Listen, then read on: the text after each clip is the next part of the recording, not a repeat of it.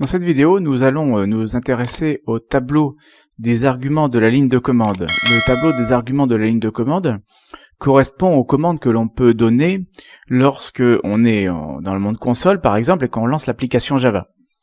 Alors, pour lancer l'application Java en mode commande, en fait, tout simplement, on va taper Java, le nom de la machine virtuelle, le nom de l'application, le nom de la classe qui contient la fonction main, et ensuite on peut placer un certain nombre d'arguments, voilà, sous forme de chaîne de caractères. Alors, nous allons donc d'abord parler des arguments justement de la ligne de commande, et puis éventuellement voir comment, avec un outil comme NetBeans, on peut effectivement lancer l'application et fournir les arguments. Pour ensuite utiliser ce tableau des arguments, et bien en fait on va parcourir tout simplement le tableau. Alors avec une petite particularité, c'est que quelles que soient les données que vous avez rentrées à l'invocation de l'application, de toutes les façons ce tableau est un tableau de chaîne de caractères. Et donc ça nous amène à la troisième partie de cette présentation, qui est donc évidemment que vous allez certainement être amené à convertir les éléments de ce tableau. Donc nous parlerons un petit peu des conversions des chaînes de caractères à partir des chaînes de caractères.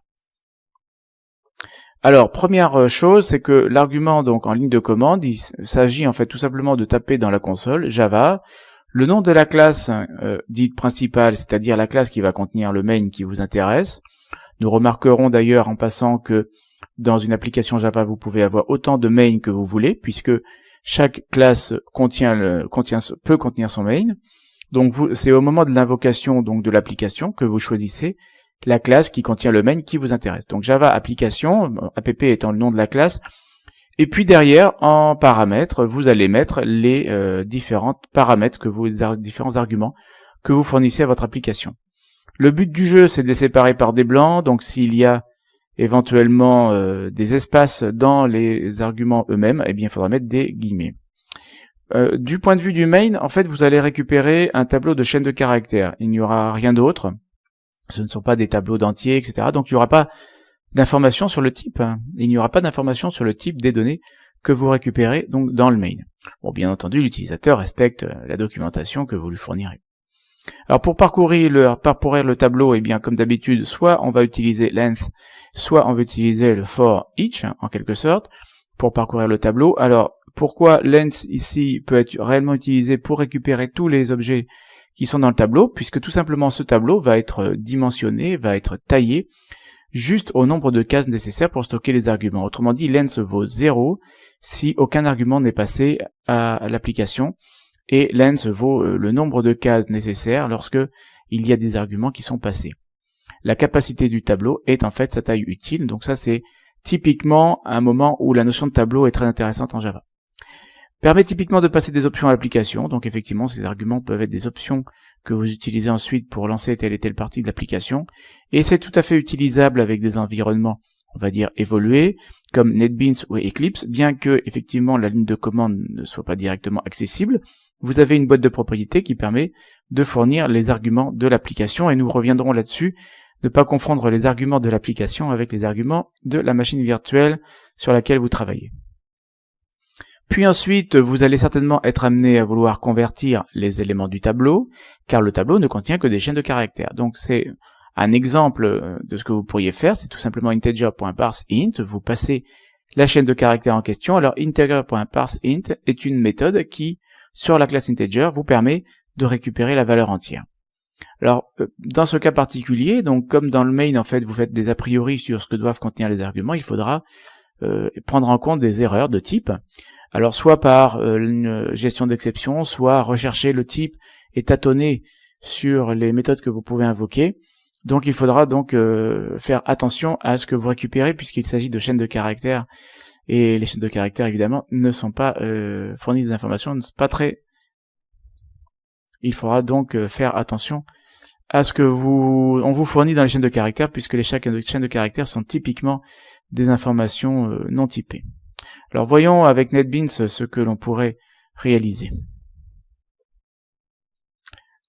Un petit projet Java application que je vais appeler le FR178.0806. Donc je vais utiliser une classe principale bien entendu, et en particulier donc la méthode main de cette classe principale. Donc ici, je me retrouve avec un tableau de chaîne de caractères. Donc vous reconnaissez la syntaxe. Le nom du tableau importe peu. On appelle ça args, mais ici c'est généré sous le nom de args, mais évidemment si vous mettez Toto ou tab, il n'y a aucun problème. Donc les arguments d'abord, donc évidemment sous forme de tableau, vous allez les récupérer avec des crochets. Donc pour récupérer le premier argument, ça va être tout simplement, donc ce que j'appelle arg1 ici, c'est prendre le tableau et prendre l'indice 0 du tableau. Donc ça vous permet de récupérer le premier élément du tableau, mais bien sûr vous récupérez une string.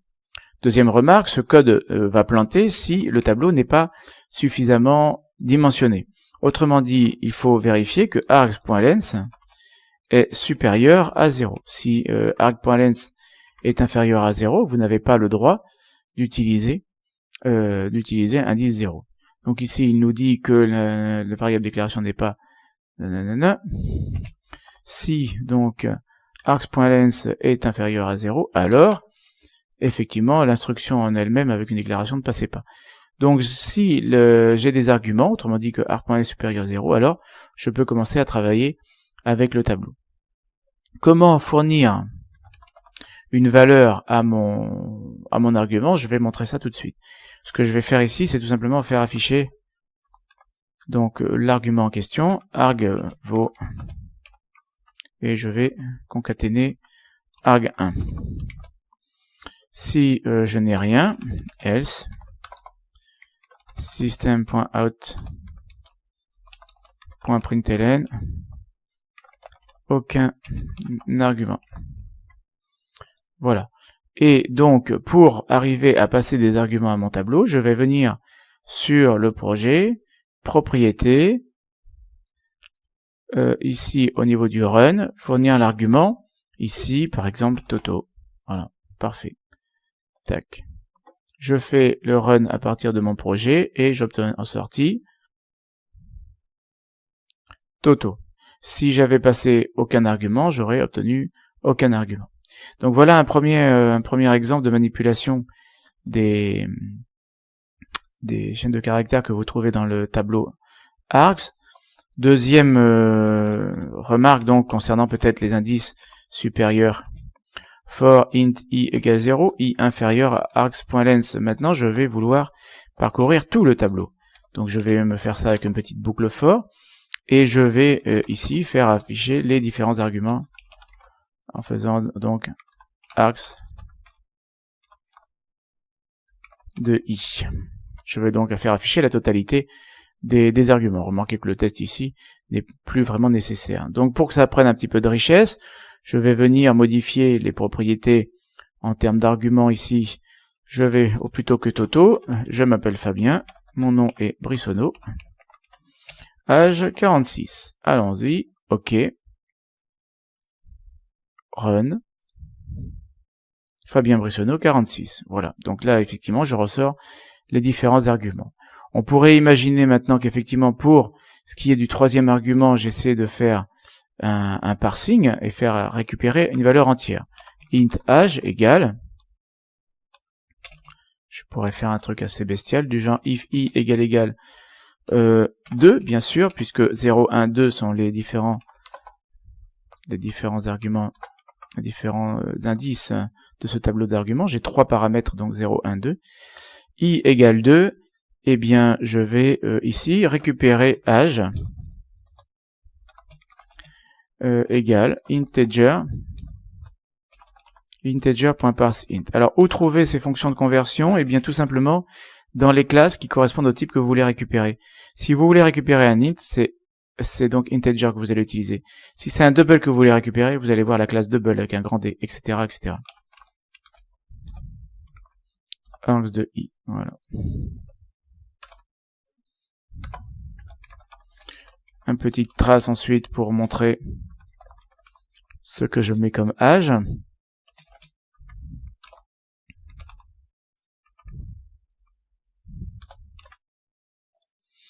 Voilà, exécution de l'affaire, je fais un run. Voilà, âge 46, parfait. Ensuite, donc là je pourrais très bien d'ailleurs mettre un else pour cette condition, ce qui fait que le run va devenir Fabien Sono H2.46. Si je traite ça comme ça, c'est que je fais confiance à l'utilisateur. À savoir que, évidemment, celui qui est utilisateur peut se tromper dans les paramètres qu'il passe. Par exemple ici, je vais marquer le lieu d'application, et puis pour le coup, je mets 46 en dernier paramètre. Que se passe-t-il? Je relance l'application, et là je me retrouve avec un number format exception. Donc ça c'est ce qu'on appelle une exception, gestion des erreurs, dont on reparlera plus tard. Ici, donc vous essayez tout simplement de parser en entier un texte qui manifestement ne peut pas être transformé en entier, en l'occurrence Bonneval. Donc pour gérer ce problème, ici en fait, il faudra tout simplement faire un try. Le code nominal, c'est celui-là. Alors on pourrait essayer de gérer le problème différemment, hein. Mais catch en fait n'importe quelle exception, pour n'importe quelle exception. Et là, on mettra le code de gestion d'erreur. Mais en tout cas, donc, faire disparaître cette erreur. Je fais le run. Voilà. Donc là, l'affichage qui se produit, c'est l'affichage donc du dernier paramètre. Hein, tout à fait normal. Donc, pour les paramètres d'indice 0, d'indice 1 et d'indice 3, j'ai les affichages. Et pour le cas ici, où j'essaie de parser une chaîne de caractères en entier, mais que effectivement la chaîne de caractères ne peut pas correspondre à l'entier. Alors, par contre, ne pas confondre ce genre de manipulation de parsing avec la notion de cast, qui est donc un transtypage. Il ne s'agit pas du tout de faire un transtypage ici, mais bien d'interpréter la chaîne de caractères sous forme d'un entier. Donc ici, au minimum, ce qu'il faudrait que je fasse, c'est une petite trace pour indiquer que l'âge n'est pas fourni. Voilà, j'ai une boulette au niveau de l'âge. Hop, et je fais un run. Voilà, l'âge n'est pas fourni, 46, c'est parfait. Je voudrais finir avec une petite remarque concernant les paramètres qui sont proposés par cette boîte. Bon, d'abord, si vous avez des paramètres qui contiennent des espaces, donc évidemment les espaces sont séparateurs ici. Donc il faudra faire ainsi, donc mettons que je mette mes deux prénoms, Fabien Xavier, Brissonneau, Bonneval 46. Donc ça c'est une première remarque, donc maintenant le premier paramètre c'est tout ça.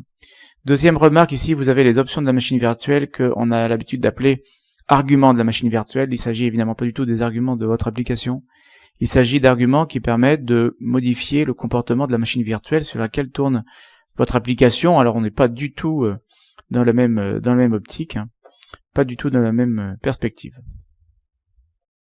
Voilà, donc l'exécution avec un paramètre qui contient un espace, vu que vous réglez pour ce qui est ensuite des conversions que vous voulez réaliser, eh bien pensez donc à ces fonctions de parsing qui réinterprètent la chaîne de caractères en entier ici, mais qui peuvent effectivement vous servir à sous plein d'autres raisons.